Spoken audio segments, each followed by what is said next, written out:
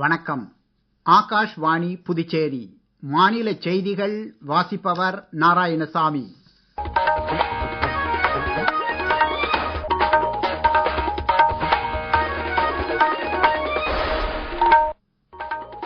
தலைப்புச் செய்திகள். 11வது சர்வதேச யோகா தினம் இன்று இந்தியா மற்றும் வெளிநாடுகளில் உற்சாகத்துடன் கொண்டாடப்பட்டது. உலகம் முழுவதும் உள்ள மக்களிடையே யோகாவிற்கான வரவேற்பு அதிகரித்துள்ளதாக குடியரசுத் தலைவர் திருமதி திரௌபதி முர்மு கூறியுள்ளார். புதுச்சேரியில் இன்று சர்வதேச யோகா தின விழா கடற்கரை சாலை மற்றும் பல்வேறு இடங்களில் கொண்டாடப்பட்டது. புதுச்சேரி அரசு பணியாளர் மற்றும் நிர்வாக சீர்திருத்த துறையில் உதவியாளர் பணியிடங்களுக்கான 2ஆம் நிலை தேர்வு நாளை நடைபெற உள்ளது. இனி விரிவான செய்திகள். 11வது சர்வதேச யோகா தினம் இன்று இந்தியா மற்றும் வெளிநாடுகளில் உற்சாகத்துடன் கொண்டாடப்பட்டது. பிரதமர் திரு நரேந்திர மோடி விசாகப்பட்டினம் ராதாகிருஷ்ணன் கடற்கரை பகுதியில் நடைபெற்ற யோகா தின விழாவில் கலந்து கொண்டு யோகா பயிற்சியில் ஈடுபட்டார். முன்னதாக நிகழ்ச்சியில் பேசிய பிரதமர், யோகக்கலை அனைத்து மக்களையும் அமைதி பாதையில் வழி நடத்துவதாக தெரிவித்தார். தற்போதைய மற்றும் எதிர்கால சந்ததியினருக்கு மகிழ்ச்சியான ஆரோக்கியமான எதிர்காலத்தை பாதுகாக்க உலகம் எவ்வாறு ஒன்றிணைகிறது என்பதனை நினைவூட்டும் வகையில் உலக நாடுகள் யோகா பயிற்சியில் ஈடுபட்டு வருவதாக பிரதமர் திரு நரேந்திர மோடி கூறினார். யோகா பற்றி மேலும் சில தகவல்கள். இந்தியாவின் பாரம்பரிய கலையான யோகாவை அங்கீகரிக்க வேண்டும் என்று பிரதமர் திரு நரேந்திர மோடி விடுத்த கோரிக்கையை ஏற்று ஜூன் 21ஆம் தேதியை சர்வதேச யோகா தினமாக ஐக்கிய நாடுகள் சபை அங்கீகரித்தது. அந்த வகையில் 11வது சர்வதேச யோகா தினத்தை முன்னிட்டு இன்று நாடு முழுவதும் 10 லட்சத்திற்கும் மேற்பட்ட இடங்களில் யோகா சங்கமம் நிகழ்ச்சிகள் நடைபெற்றன. ஒரே பூமி ஒரே ஆரோக்கியத்திற்கான யோகா என்பதே இந்த ஆண்டு யோகா தினத்தின் கருப்பொருளாகும். சர்வதேச யோகா தினத்தையொட்டி நினைவு தபால் தலையையும் திரு நரேந்திர மோடி வெளியிட்டார். நவீன ஆய்வுகள் மூலமாக யோகா அறிவியலை வலுப்படுத்துவதற்கான ஆராய்ச்சிகளில் நாட்டின் முக்கிய மருத்துவ நிறுவனங்கள் ஈடுபட்டுள்ளதாக பிரதமர் கூறினார்.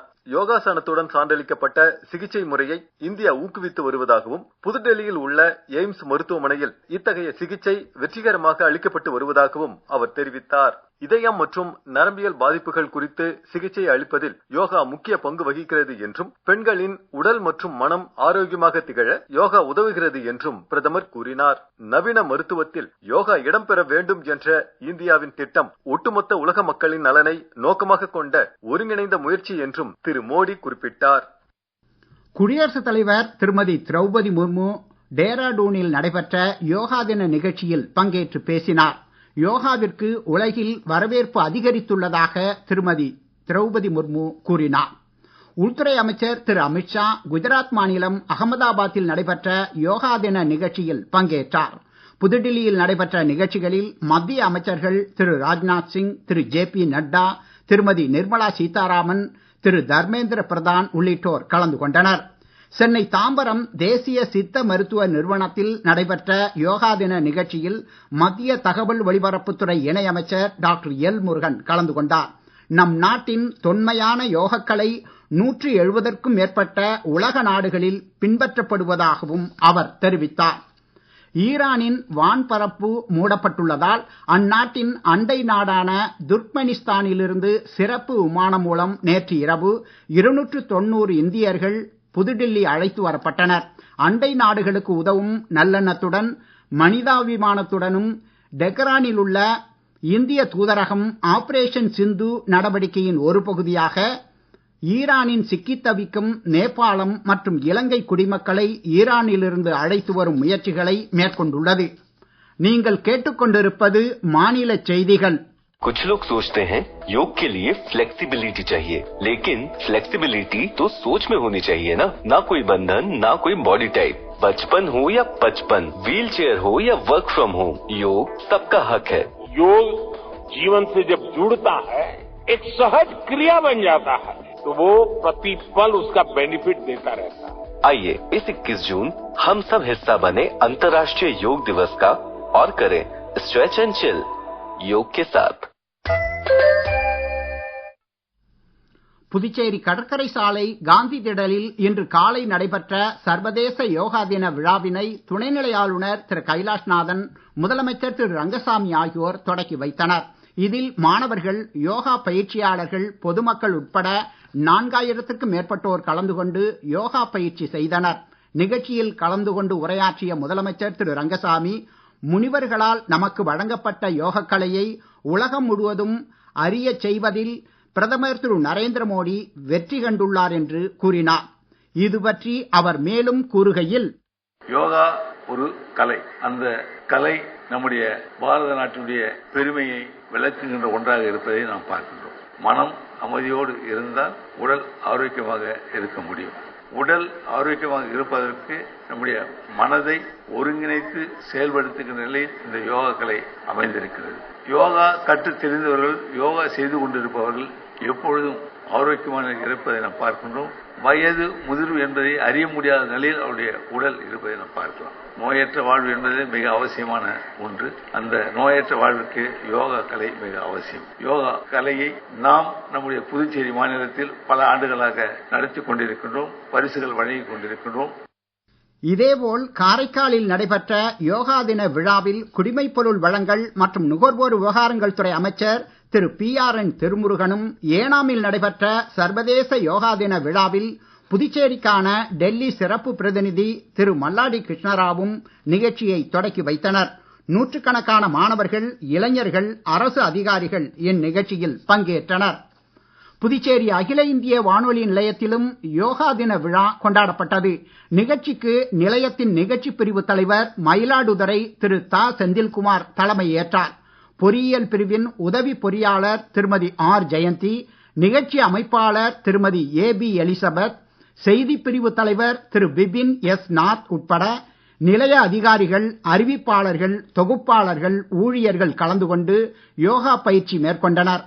முன்னதாக விசாகப்பட்டினத்தில் பிரதமர் திரு நரேந்திர மோடி பங்கேற்ற யோகா தின விழா நிகழ்வுகள் தொலைக்காட்சி திரையின் வாயிலாக நேரடியாக நிலைய அரங்கில் ஒளிபரப்பப்பட்டது. புதுச்சேரி அரசு பணியாளர் மற்றும் நிர்வாக சீர்திருத்த துறையில் உதவியாளர் பணியிடத்துக்கான 2ஆம் நிலை தேர்வு நாளை ஞாயிற்றுக்கிழமை புதுச்சேரியின் 4 பிராந்தியங்களிலும் காலை 10 மணி முதல் மதியம் 12 மணி வரை நடைபெற உள்ளது.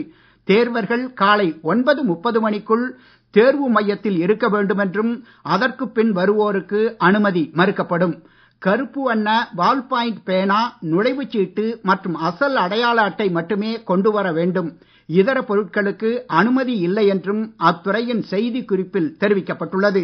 காரைக்கால் மாவட்டத்தில் சரக்கு ரயில் போக்குவரத்து துவக்கப்பட்டுள்ளதால் 3 மையங்களில் நடைபெறவுள்ள இத்தேர்வில் பங்கேற்போர் தேர்வு மையங்களை அடைய காலதாமதம் ஏற்பட வாய்ப்புள்ளதால் மாற்றுப்பாதையை பயன்படுத்தி சரியான நேரத்தில் தேர்வு மையத்தை அடையுமாறு அறிவுறுத்தப்பட்டுள்ளனர்.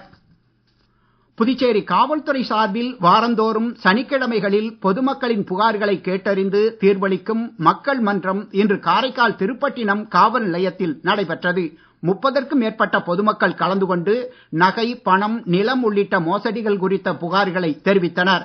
சென்ற வாரங்களில் பெறப்பட்ட புகாரின் மீது எடுக்கப்பட்ட நடவடிக்கைகள் மூலம் தீர்வு காணப்பட்டதற்கு நன்றியும் தெரிவித்துக் கொண்டனர்.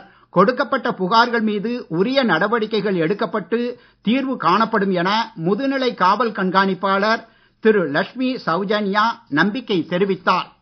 இந்திய ராணுவத்தில் சேர்வதற்கான வாய்ப்புகள் குறித்து நகர்ப்புற மற்றும் கிராமப்புற இளைஞர்களை ஊக்குவிக்கவும் தெரிவிக்கவும் வழிகாட்டவும் காரைக்கால் மாவட்டத்தை உள்ளடக்கிய ஒரு சிறப்பு தொலைத்தொடர்பு திட்டத்தை ராணுவம் தொடக்கியுள்ளது.